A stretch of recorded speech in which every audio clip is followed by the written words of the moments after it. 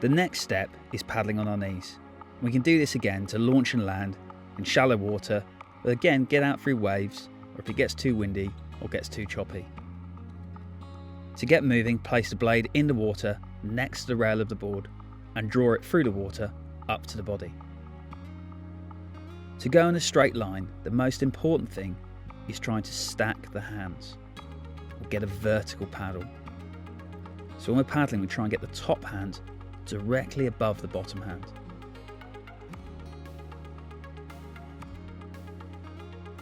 The closer the blade is to the rail of the board and the more vertical the paddle, the straighter the board will go. After a few strokes on one side, if you swap the bottom hand over, you can then take a few strokes on the other side. To turn the board around, push water towards the nose on one side and towards the tail on the other side. The wider the paddle and the side of the board, the faster the turn will be. After we've got a few skills paddling on our knees, got used to the kit, we then get up on our feet and off and away.